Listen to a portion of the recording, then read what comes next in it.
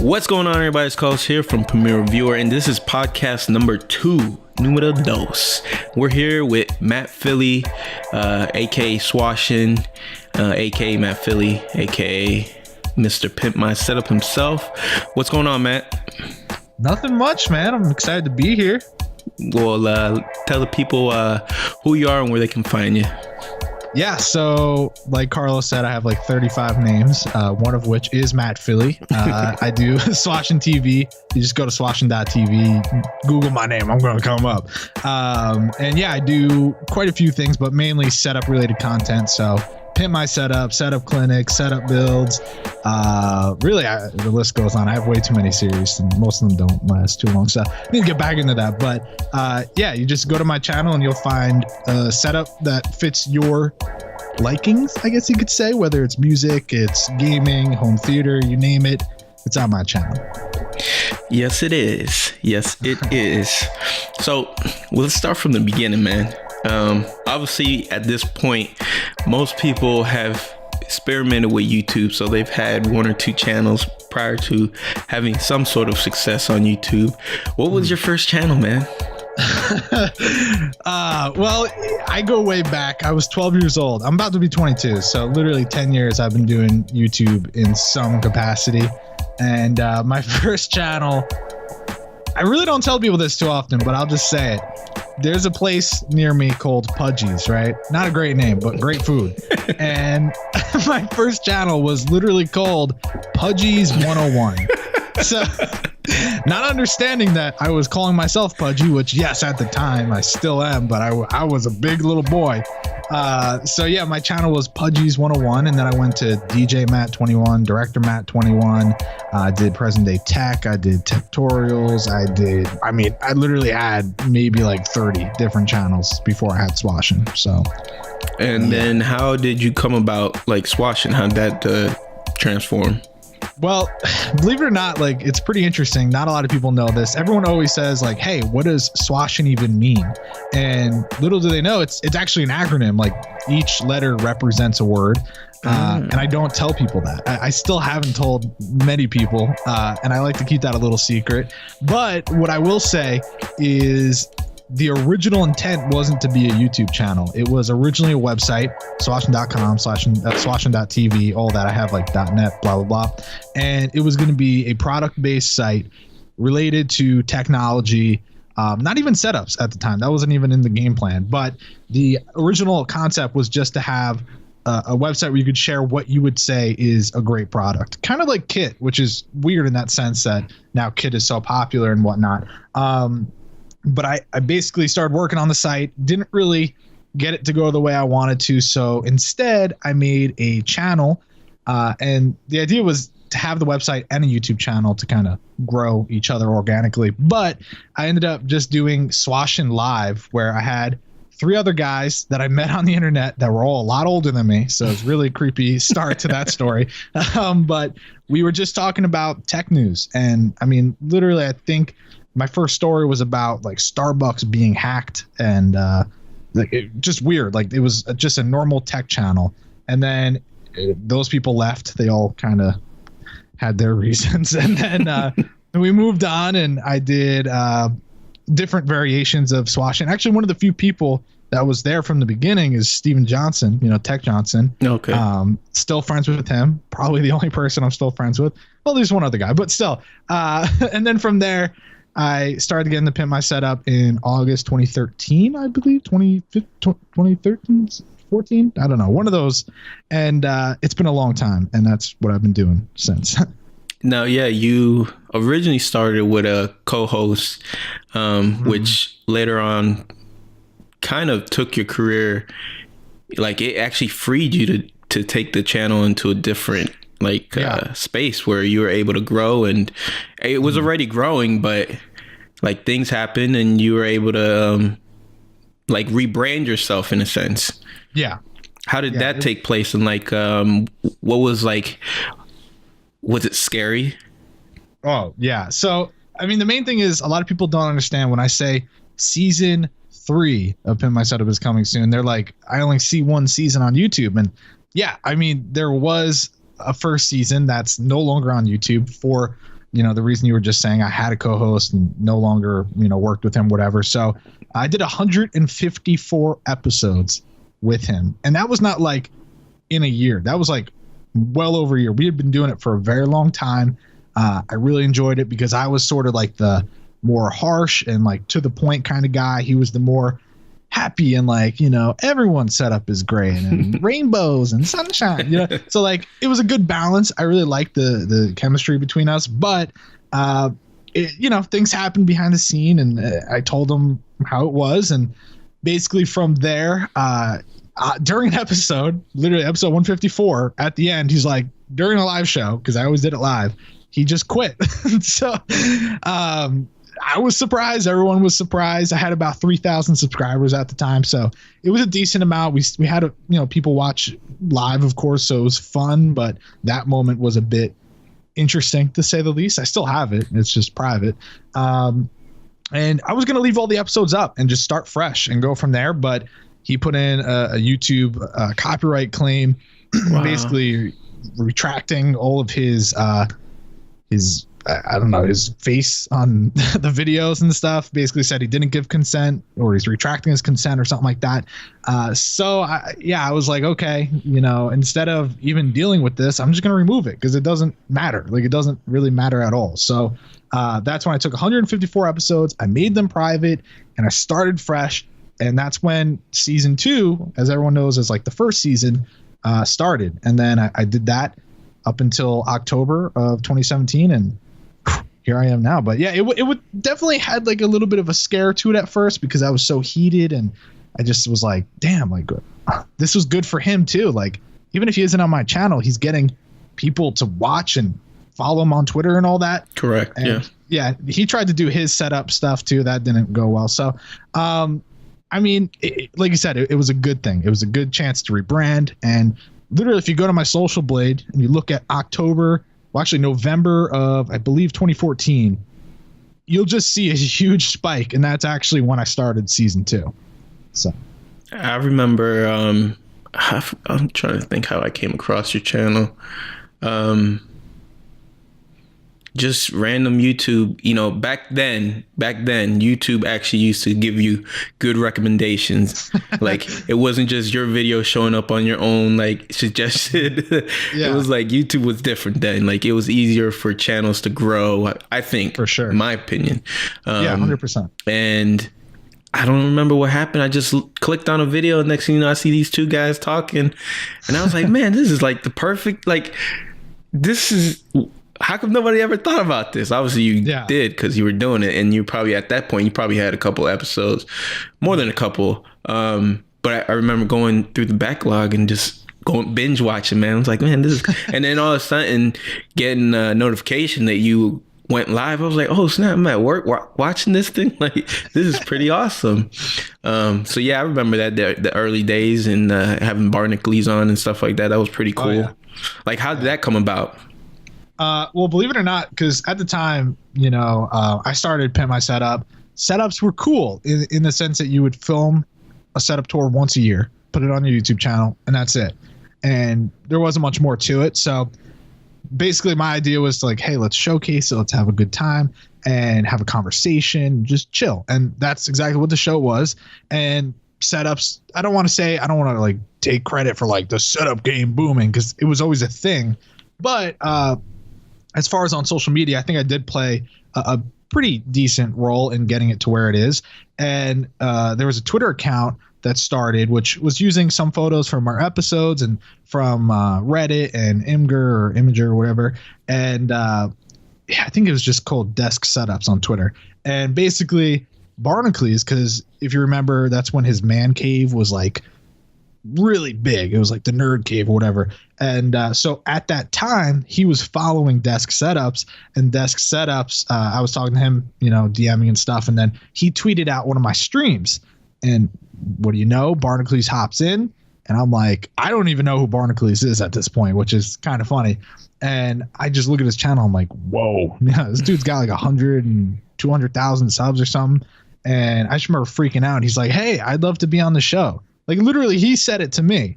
And so I was just taken back. I was like, damn, let's do it. And yeah, that's kind of where I got a good amount of subs. I always think that Barnacules is a big reason why I even had viewers, Yeah. Well, I mean, when you're putting out good content, naturally people are going to gravitate to it. And I mean, I think you've had that happen multiple times on your channel where you could see these spikes. Yeah. One we'll talk about in a little bit, but once all that drama went down with the first season and then you started your second season, like what made you change up the format besides not having a co-host? Yeah, well, that was definitely a big part of it. It's like, okay, and now it's just me. Is this really gonna work? Are people gonna want to deal with? Because like I said before, the chemistry between the old co-host and I was great because you have one extreme and then the complete opposite, and you put that together and it's a pretty good sandwich, I guess you could say. But when you kind of remove it, it's like eating a hamburger with no friggin' meat. You're just eating the bun. Like, is it really that good? So my whole game plan was like, okay, this is a good opportunity to take what I liked from season 1, put it in and take complete control, because it was always mine. From the beginning, it was my idea, my show, and he was just kind of like, and invited, because originally, fun fact, season 1 started with 3 co-hosts. Well, three hosts. And after 10 episodes, the one dude left, and then it was me and Dan, Dan, all the way through. And then basically with this new season, I was like, they like co-hosts, but I don't want to have the same one every episode. And it was a lot of work, but I basically had a new co-host every episode for the first 100 and some episodes. Some repeats, like you were on a few times and Cookie was on a few times and Steve was on a few times. But for the most part, I had a lot of variety. I had, early on, I had Mac Mixing, I had Matt Schaefer, I had Pulse Hardware, I had Bitwit Kyle, obviously Linus Tech Tips, I had Barnacules again, Jay's 2 Cents. I mean, you name a tech YouTuber, they've probably been on my show at some point, or were meant to be on my show. Like MKBHD was supposed to be on my show, and so was iJustine. But I mean, just having a new co-host every week, I think, was not only amazing for having that exposure from their audience, but just in terms of like new, like I'm sure you saw the first season. It gets boring after a while. The show is boring, but when you have someone new, a fresh perspective, it gets better, Yeah, definitely. I mean, you even had females co-hosts. And I mean, I understood why. I know you kind of have a younger audience, so they're not necessarily always the sharpest tools in the shed, because life experience, nothing more than just not having enough life experience that's going to let them understand this is a different viewpoint. So it's your channel has definitely evolved a lot. What would be the worst thing about your channel? Ooh. Oh man, let's see. Let me get my list out. No, I'm just kidding. I mean, there's a lot of different things that have frustrated me over time. I think my main problem was that I did these really long episodes. They were live, which in a sense was a good thing. It was a pro to a lot of people, but for the most part, your opinion can really piss people off. Kind of like what you were just saying. A lot of younger people, they don't understand what an opinion is. They don't understand that it's okay to have a different opinion. You don't need to be the same. And because of that, my show, when other people started to copy, which, take it as you will, but there were copycats, so it's safe to say, those people really removed the personality from it, and they really removed the, I guess, to go with personality, opinion. So really, it was just kind of like, here's a PowerPoint slideshow, and here's their name, and here, blah, blah, blah. So that's all they did. And those shows took off because you didn't have to get attached to the host. You didn't have to care about what, they were really saying, because they weren't really critiquing it. And it was more of just like, here's this submission, here's this submission. So because of the way I did it, it really hurt my channel. But also with that, like the audience itself, it is a tough spot because there's the PC audience, which is a little bit older, but for the most part, I was getting the younger, I was getting like really as young as like 8 years old, which is not good. So yeah, I think the audience and also my kind of, I guess, action, the road I took with my content is what frustrates me. But it's all good. Well, I mean, you can't. I would say that I don't think you made a mistake at all. But like anything in YouTube, we tend to need to constantly evolve. I mean, you did it several times, and I believe you're probably in the process of doing it again with the channel. So, there's definitely a bunch of copycats out there. He is the original pimp his setup guy. All right. He's the one who started the whole fad on YouTube as far as like exposing non-YouTubers, non-tech YouTubers. A lot of the setups you were doing at the time, I don't even know how you were getting submissions for that? For a while, I think for the first like 10 episodes, we were going out and contacting people, but believe it or not, we actually started to get submissions pretty quick. So that was, thank God we got submissions. Yeah, I know you got to a point where you got backed up, like you were months and months behind, which is a good thing because that means you had shows you're able to do and you weren't looking anymore to find the newest setup or whatever like that. So that had to be a relief, right? Oh yeah. I mean, last year we had, I think, 24,000 submissions. Holy. And in total, I think we've had close to about 50,000 single people submit their setup, not like repeat. But yeah, it's at that point where still to this day, I took a break in October. I said that was the end of season 2, and I didn't really give too much information on what's happening next. And people were pissed, and they're still pissed because they're like, I was going to be on the next 50 episodes. I'm like, bro, I'm not getting to that 50th episode anytime soon. Like, you have to understand that. And of course, people would also get mad. They're like, stop accepting bad setups. And that's the other thing I try to tell people is like, the show is pimp my setup. It's not really great setups. That's not the point. This isn't just showing off the best of the best. We're here to give, tips, tricks, feedback, whatever.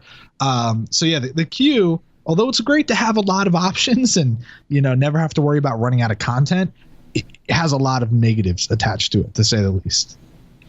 So what or when did you make the decision to bring on your brother as a producer?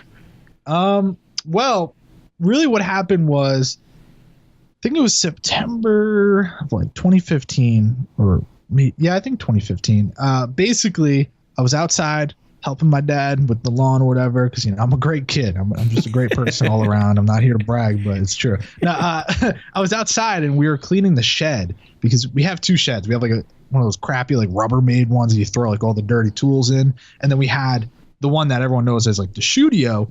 That was just housing like clothes and different Christmas stuff and whatever. And I was just saying to my dad, I'm like, wouldn't it be cool if like we turn this into something awesome? And I always wanted to, because ever since it was dropped on our property, it was just like the perfect starting point, all wood, just whatever you want to do to it, you can do it. And it's a pretty good size. Like, I don't know the exact dimensions offhand, but I just remember thinking how cool this would be. And so my dad's like, hey, if you can clean it out a bit, maybe we can figure out something. We could put in like a desk and you can shoot in it, whatever. So my idea was like, okay, there's still going to be stuff in it, but at least I can kind of use it and it'll be nice during the summertime. So there's actually videos, if you go back around that time frame, right before the first episode of Pimp My Shed, you'll see like you were just sitting there. Yeah, I was sitting in a shed, had like a Christmas wreath. I was like, what the hell am I doing? I just really liked the idea.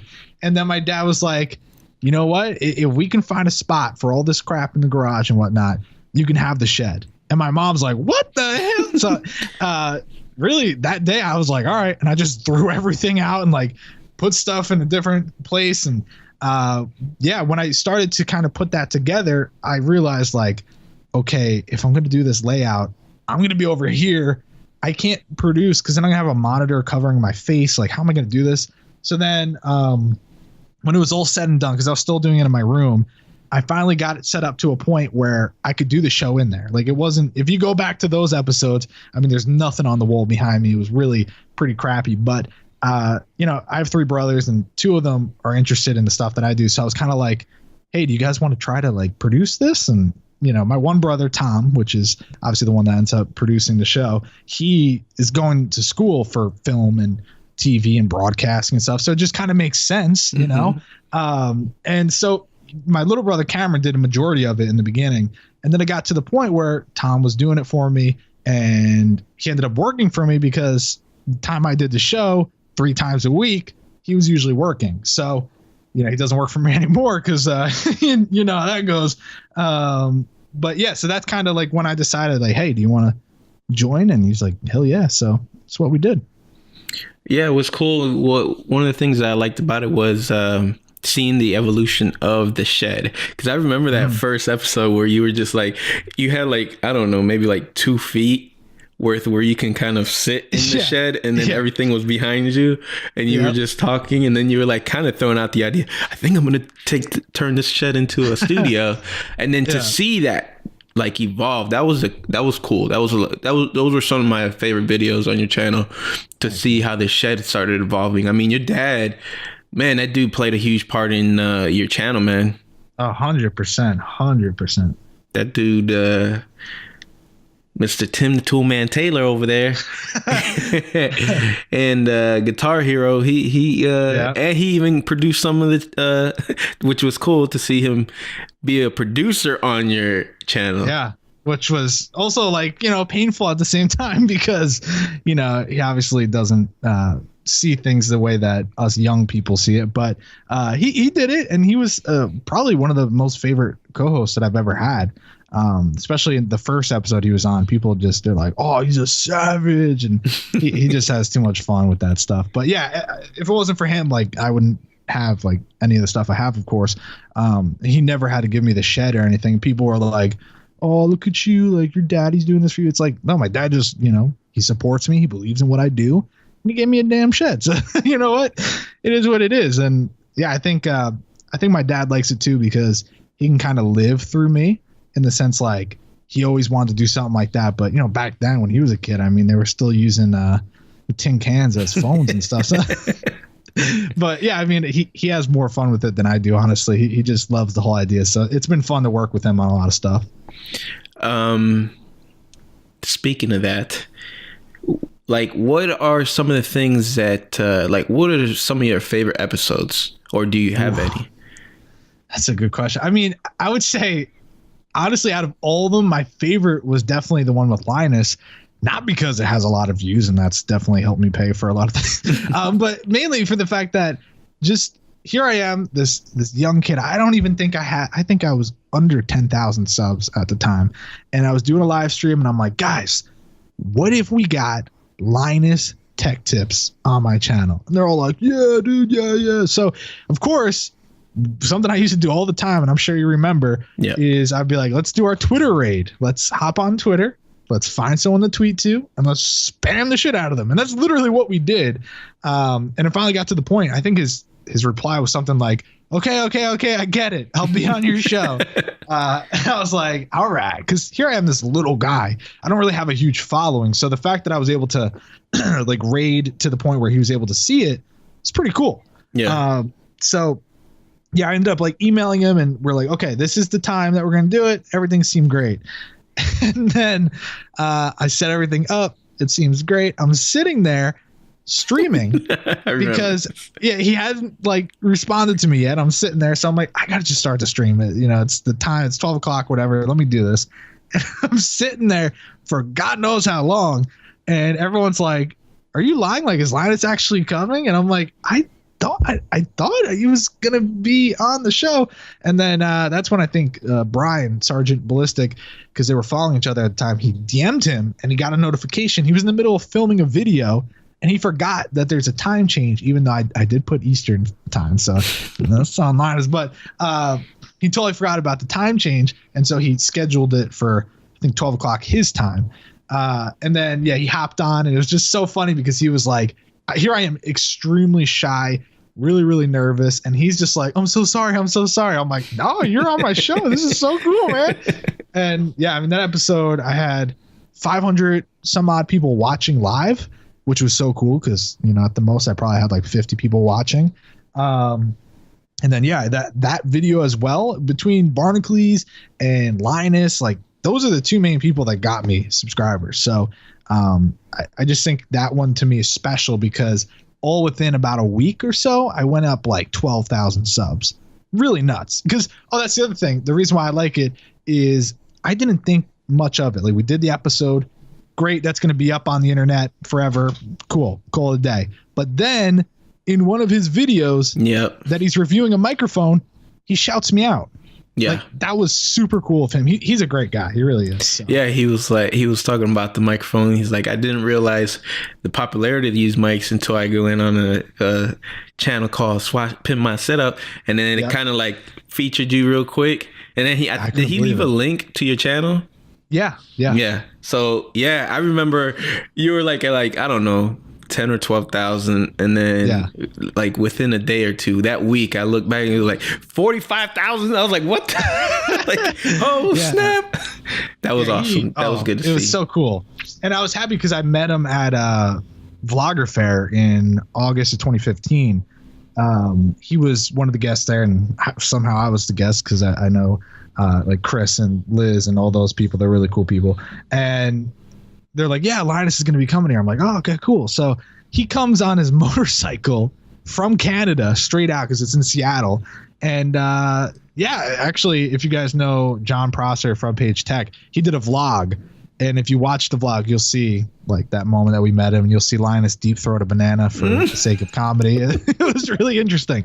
But yeah, that dude is like probably one of the nicest YouTubers, honestly. Yeah. Yeah, he seems like a cool dude.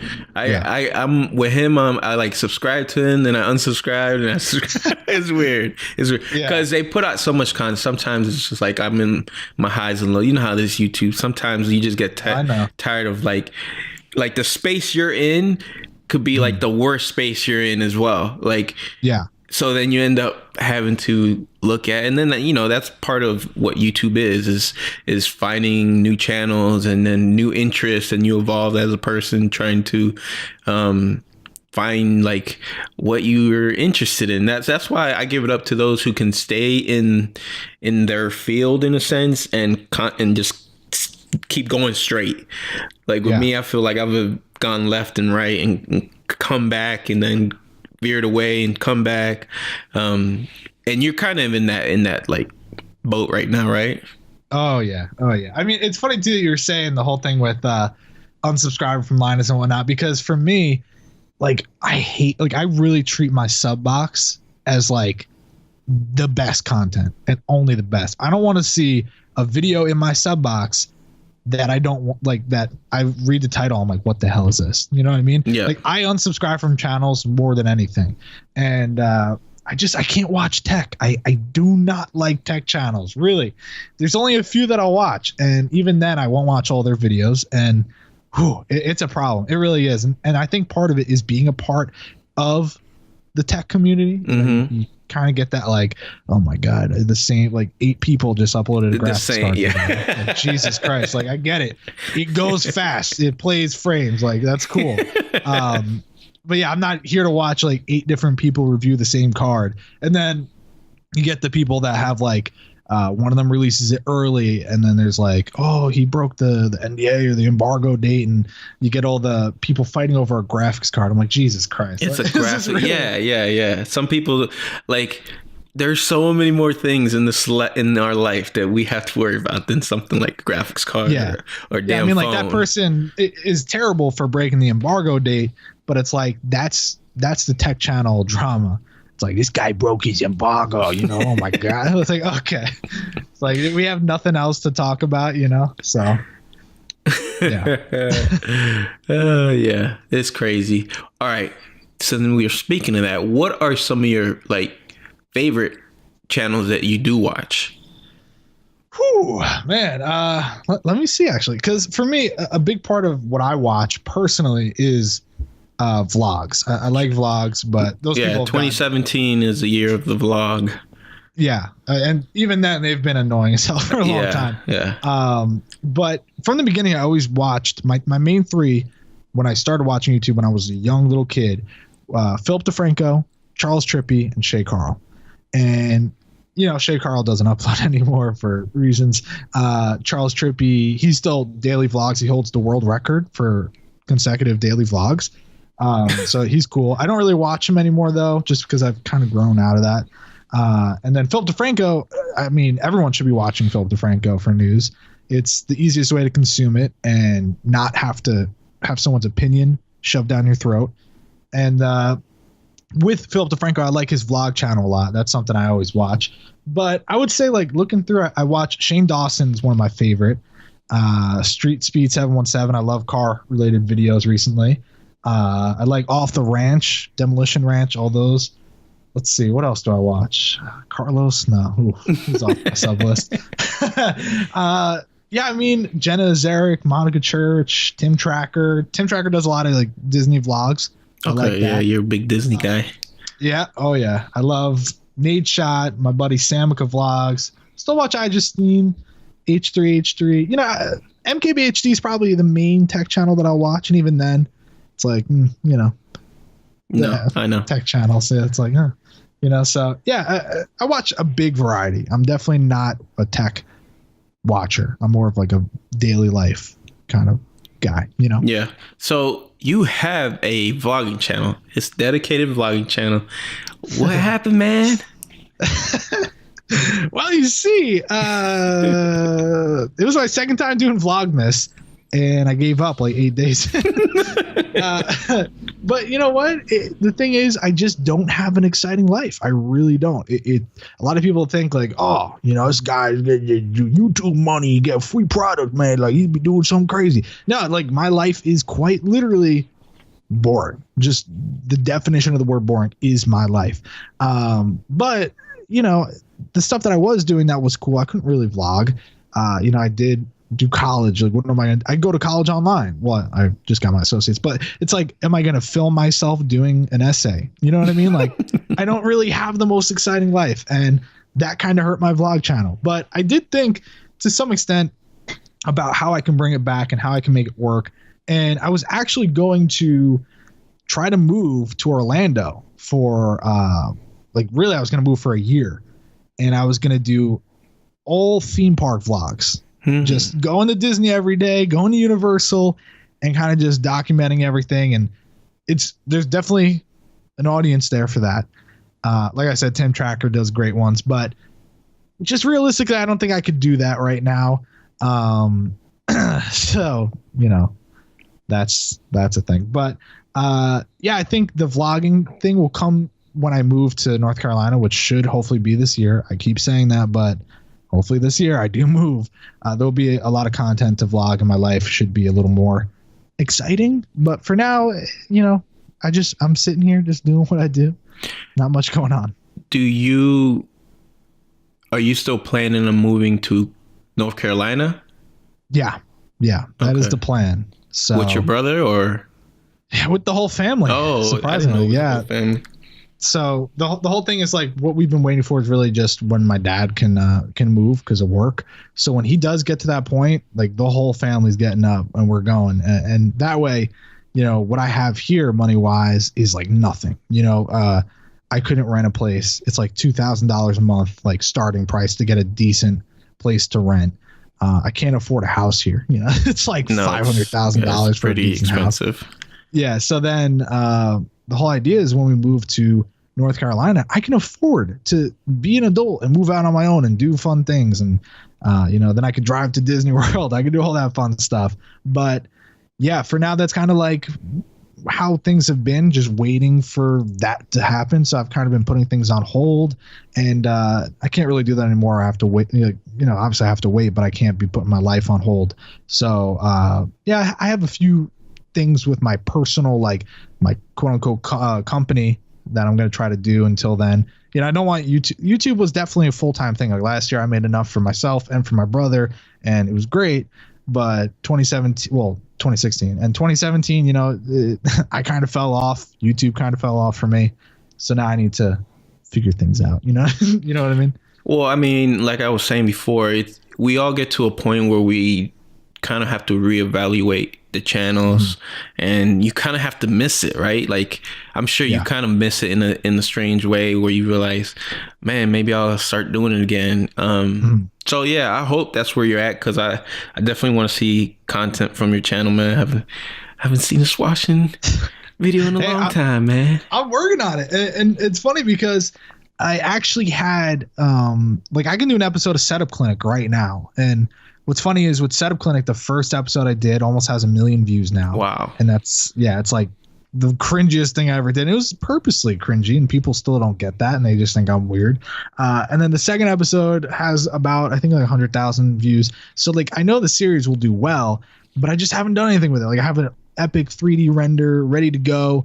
But the main thing is I was doing it with Cookie Dunn, and it's just I don't know. Basically getting things scheduled is really not that hard, but I complicate things way more than it needs to be.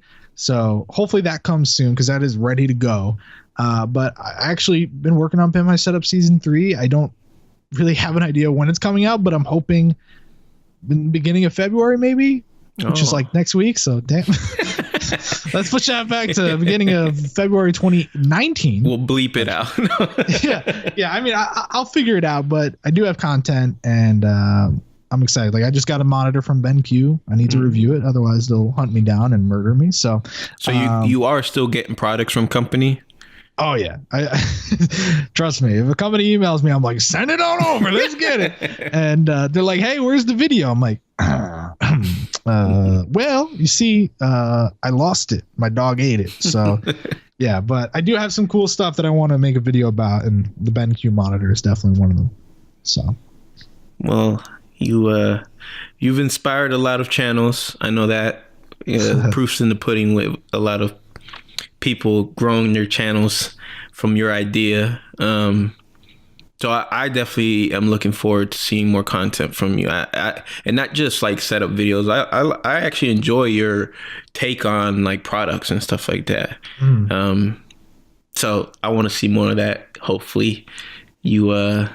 Hey, I'll deliver just for you, man. Just for you. Yes. You don't even have to, you can keep it unlisted and just I'll text you a link. It's all good. Work for hours on it and just to provide me an unlisted link. Hey, I'm just a fan, man. I'm just a fan of the work, and I appreciate it. It was cool to be a part of Pimp My Setup, and you're on a lot of episodes. Yeah. I mean, I had my I had my daughter on an episode I was supposed to be on. Oh yeah. I was like, Matt, I'm not gonna be able to do the show today. My daughter is literally being born. Well, I remember texting you, and I was just like, hey man, can you make it for this day? And you're like, I might. Yeah, I mean, it's up in the air, and I was like, okay, yeah, cool. And then you're like, yeah, I'm having my kid. I'm like, oh. Okay, yeah, that was I'll crazy. Find someone else. But we had a good time, man. We had a good time. Yeah. We've known each other for a while. Yeah, we it's a nice friendship. I definitely appreciate our friendship, because I've learned a lot from you, actually, just in YouTube itself, just off conversation offline and stuff, just learn how to deal with advertisers or whatever. Not that I'm getting advertisers left and right, but the little you do get, man, you got to know how to deal with them, because they're willing to take advantage of you. So that's part of the YouTube I guess cat and mouse game that is kind of not my favorite thing to do or to deal with. And that's the thing. A lot of people underestimate what it's like to be a YouTuber. It's easy to say, hey, I want to upload videos and make money and get people to send me free stuff. And yeah, that's all well and good. But when it actually comes down to doing it, it's a little more advanced than you would imagine. A lot of people, they're like, oh, why don't you upload a video today or upload a video tomorrow? It's not that hard to do. It's like, well, especially depending on what the video is, a lot goes into it. It could be the simplest video in the world, and a lot goes into it. Whether it's pre-planning, just setting up for the shoot, getting what you need, getting the topic situated. You know, a lot of people can turn on a camera and just kind of like throw some words at it and call it a day, but a lot of people like to take their time, figure out what they're going to say. That takes a bit. Then you got to edit it, and you have to make sure you did everything correctly and mess it up. You don't have to reshoot, and then you have to edit. And editing can take a bit, especially depending on what you're doing. And then you have to come up with uploading. It isn't literally just dropping a video file and clicking publish. You know, you still gotta, you gotta do your thumbnail. You gotta write description. You gotta get the links to it, all the products, and it's more good keywords and. I'm still terrible with the keywords. I'm just like, I just named the product in 5 different ways. Well, I think the funniest thing is for me, for like 3 years, all the Pimp My setups have the same keywords. I never changed any of them. Like, that's probably a big reason why my channel never grew. But yeah, I never changed it like, hey, ultra wide or something. I just left it as the same thing every single time. So, and that's the thing. You get lazy, you get into a routine, and you're just like, does it really matter? And yeah, that's kind of been my downfall. Yeah, but I know you say your channel stopped growing. I don't think it stopped growing. I'm sure you're still getting subscribers. I'm almost 100% sure. Yeah. Especially when you don't put videos out, you end up getting more subscribers. And when you I know.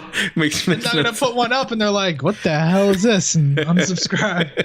So yeah, that is a real thing though. Like, I haven't, like, the last episode was the beginning of October, and I've done maybe like, I think 4 videos, maybe something like that.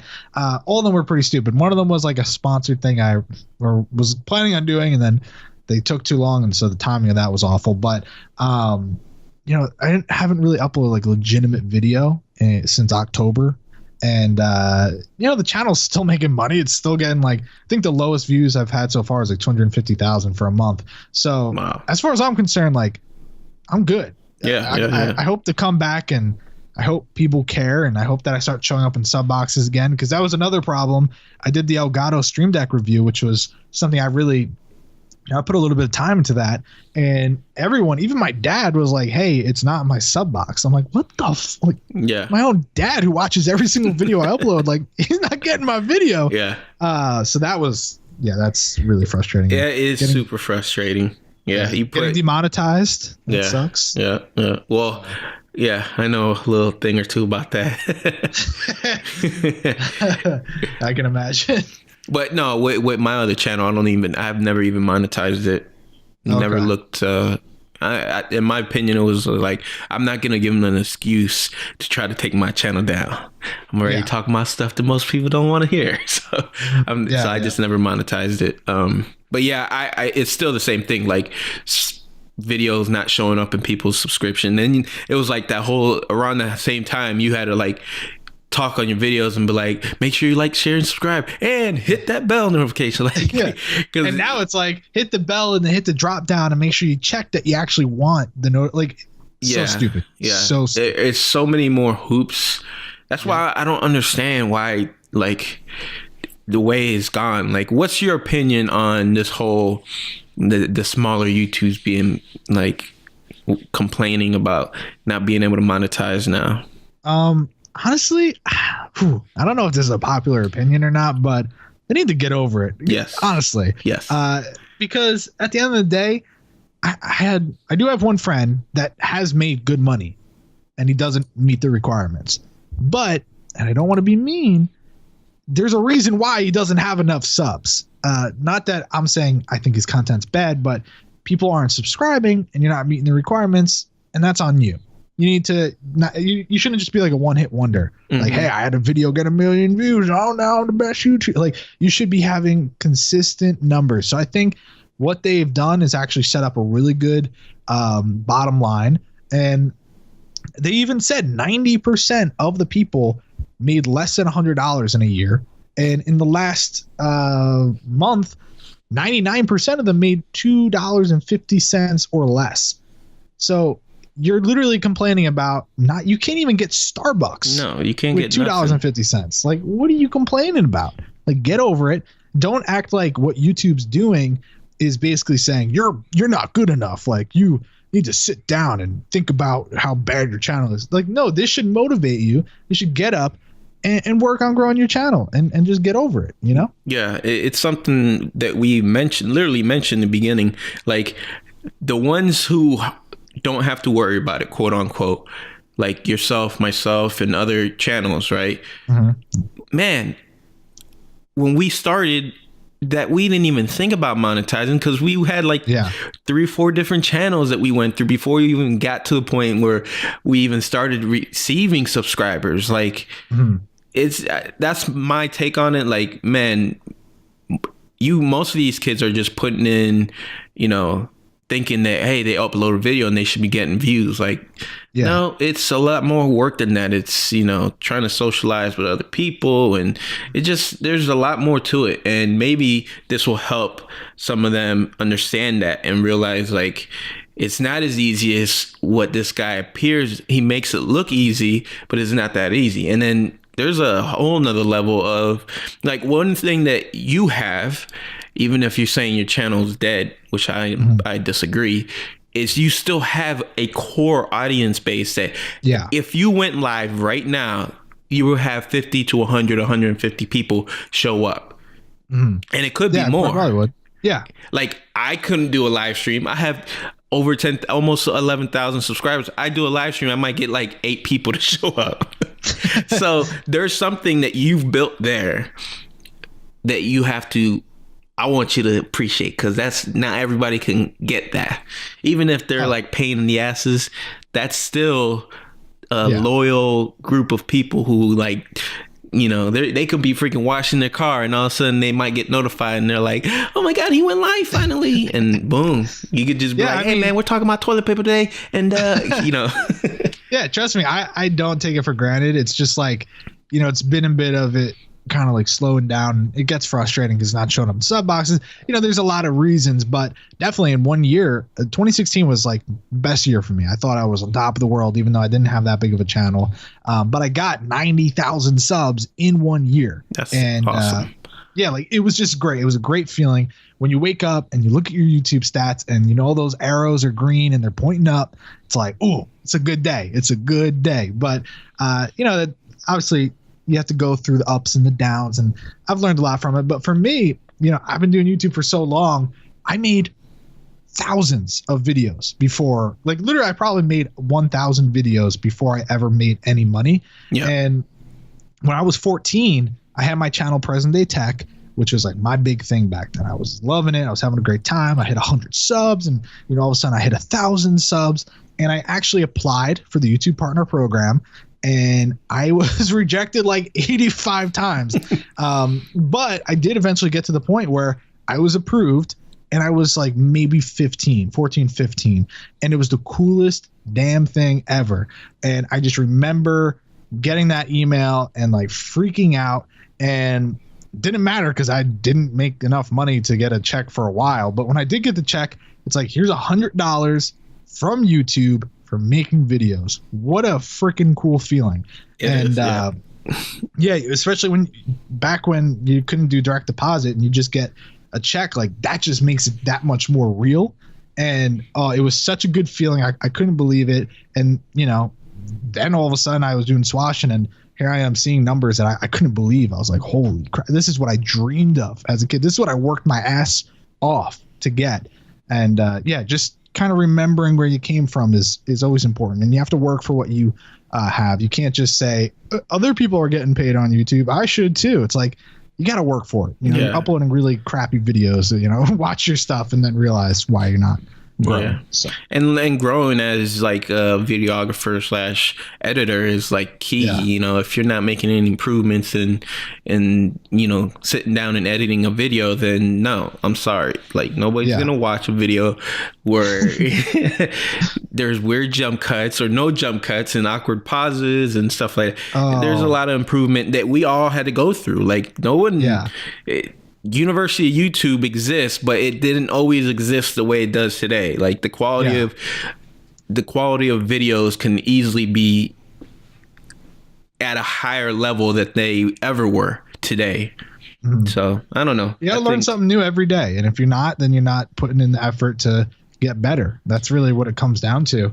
And I mean, still for me, I would say probably in the last 6 months, I've made so many improvements in video because I never really understood like how to use a DSLR because I'm stupid as hell. But I finally got to the point where it's like, I understand what ISO is, the shutter speed, the f-stop. Like I get it.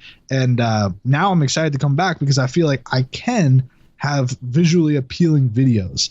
So, and look, you have a channel that was over 100,000 before you even fully understood that. Yeah, I did my show with a C920. Like it's a great webcam, but if you have 100 and whatever thousand subscribers, you kind of expect something a little bit better. So I think that speaks volumes. Kind of like, yeah, like you said, C920, 100,000 subs. Like it doesn't matter what you use. You just have to have the personality. You need to be able to follow the easy steps that they show in the Creator Academy. That's like, have a good title, have a good thumbnail. It is straightforward. And that's why people are like, oh, it's so not fair. Like, everything YouTube does is a secret. It's like, it really isn't. You just have to follow the very, very basic steps they provide and you'll be good. You'll be golden. Done. Easy. Yep. What did like when did you get into graphic designing and like editing video? Like what was the turnaround for you to decide, was it just because you got into YouTube and you had to learn that, or was it something you always liked to do? Because you have a degree in that, right? Yeah. So graphic design, which is funny because I'm still trash, but basically back, I guess you could say it was kind of because of YouTube, but kind of not. I was doing Photoshop and like every 13-year-old kid, I got it illegally, but thing is I pay for it now, so you can all suck it sideways. But basically I just had so much fun with watching tutorials. I remember, what's that one guy's name? Howard Pinsky is one of those dudes. He's still around kicking and stuff, but watching tutorials on how to do Photoshop stuff was crazy to me. Like they would manipulate stuff and I'm like, how in the hell do you do that? And I just had so much fun learning that. And then I used Sony Vegas for a while to do my videos. Well, first I used Windows Movie Maker. Man, I love that software.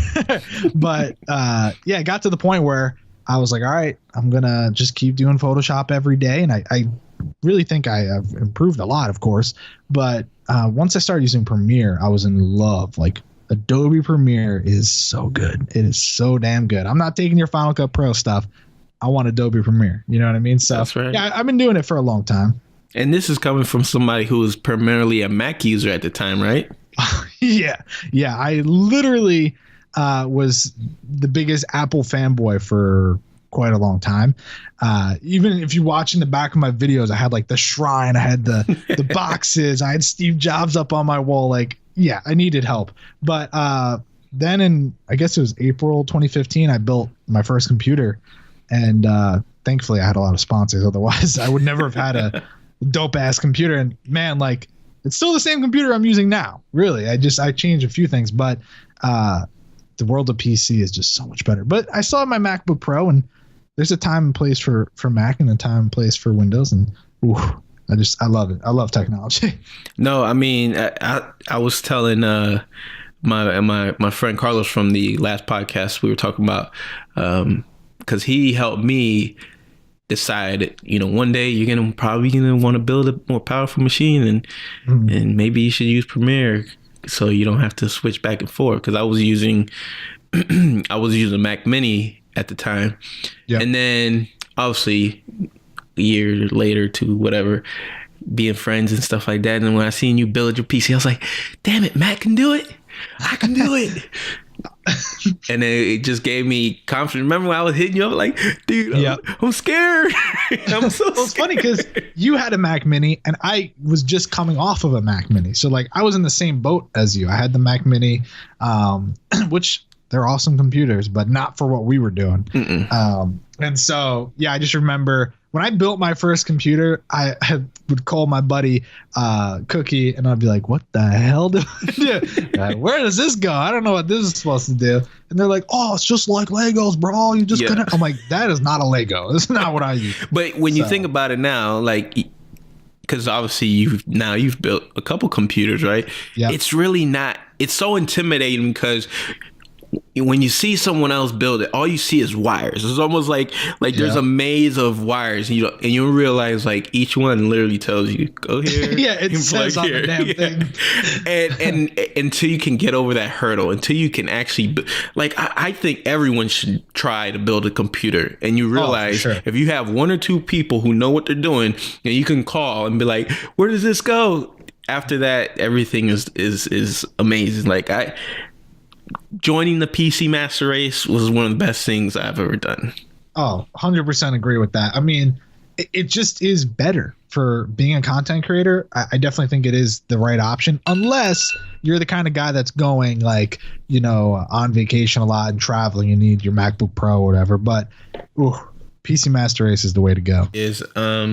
I just, especially if you're someone in the tech community and you're doing reviews about technology, like knowing PC hardware to a degree is something that you should kind of know. I'm glad like I've kind of progressed to the point where I didn't know what the hell RAM was or GPU was a CPU. Like what's the CPU? Like knowing all those and now knowing all that stuff and now like being able to like help other people and feeling like, oh man, this dude must be smart as hell. Now I spent about 2,000 hours watching YouTube videos, especially that early day. Everyone really should, like you said, learn to build a computer and just have a basic understanding of what each part is, because there's really not that many parts, and it is very straightforward to understand.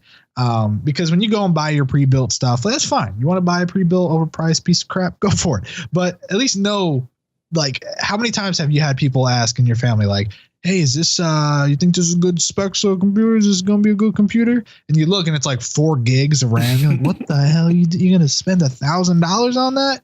So it's like, it's just good to know. Everyone should, read up, just watch a few videos, Pulse Hardware.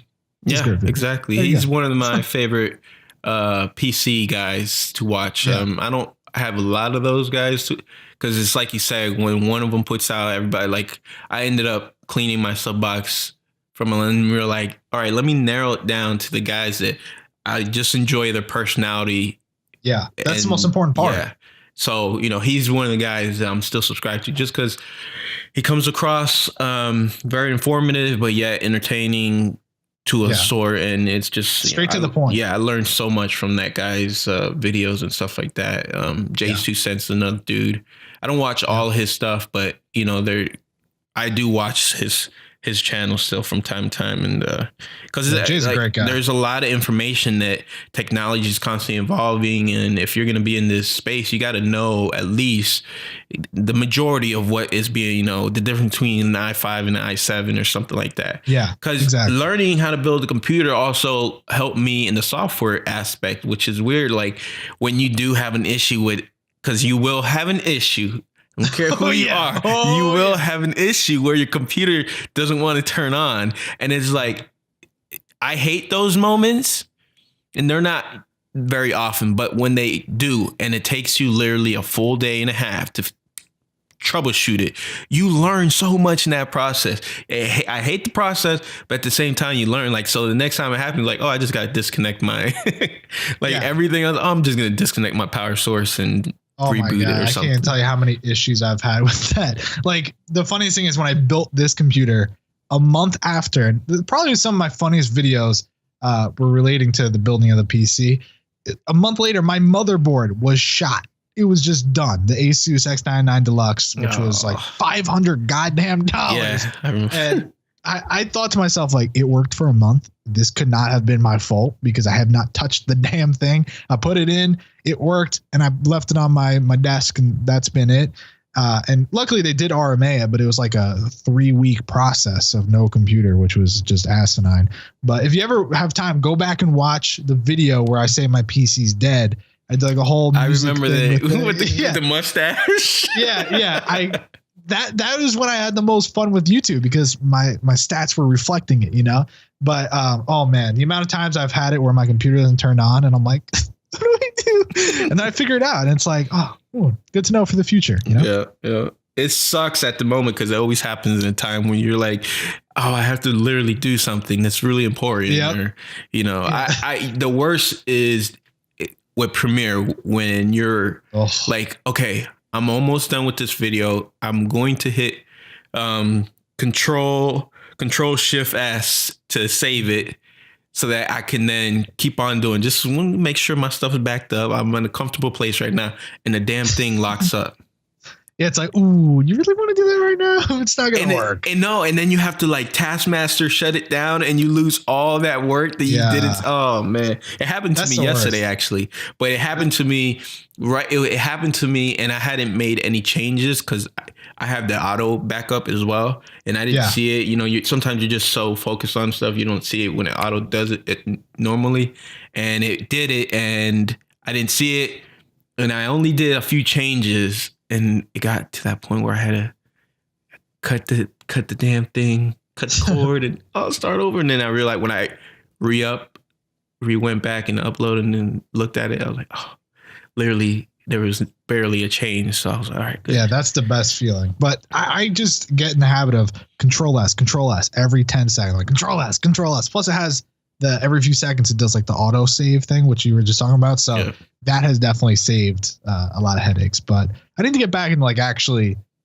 editing a video, because when I did Pin My Setup, it was like export, we good. So. But you know what?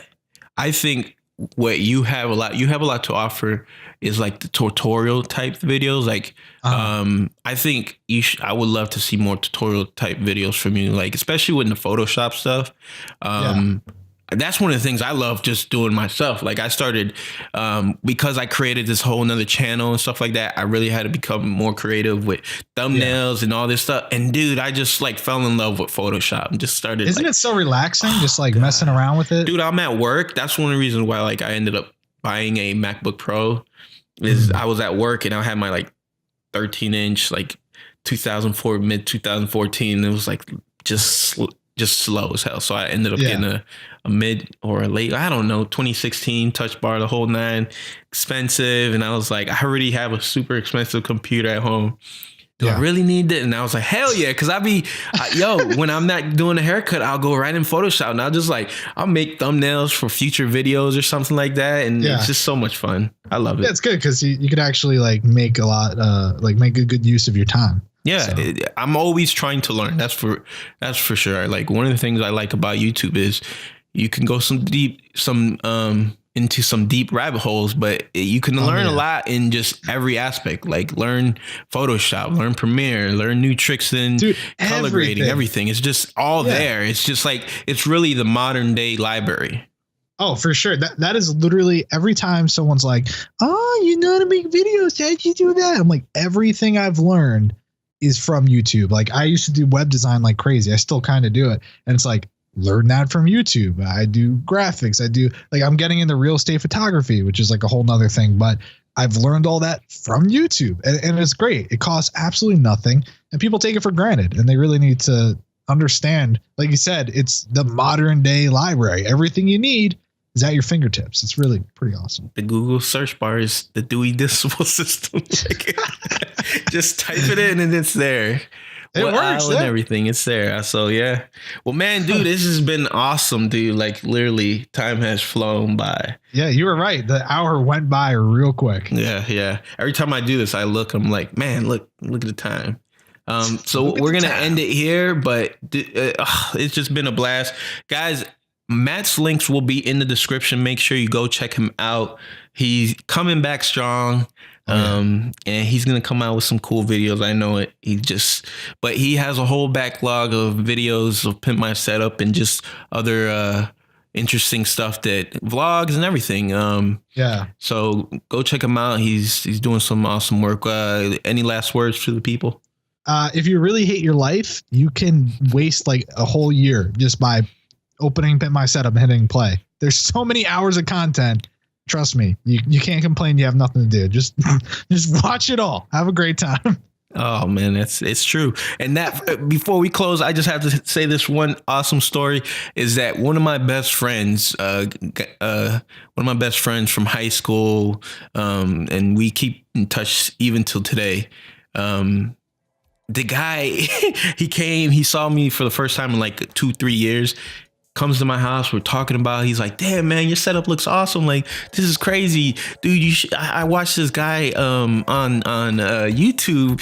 He does like setup videos. And I was like, what are you talking about? Like, oh, I know somebody who does that. He's like, yeah, it's like pimp my setup, man. And I was like, shut up. No way. He was like, yeah. I was like, I would have never took you for somebody like, and he was like, yeah, man, this dude, Matt Philie. I was like, dude, I'm about to send you a link to something. You're going to trip out. And then later on, like when he flew out, and I just remembered again. So I sent him like the links that I was in. He was like, what the? I was like, yeah. That's hilarious. Yo, so it's crazy how this YouTube thing plays out. But yeah, that's an awesome story I wanted to share. Yeah, that's and awesome. We'll close on that, on a high. All right. Woo!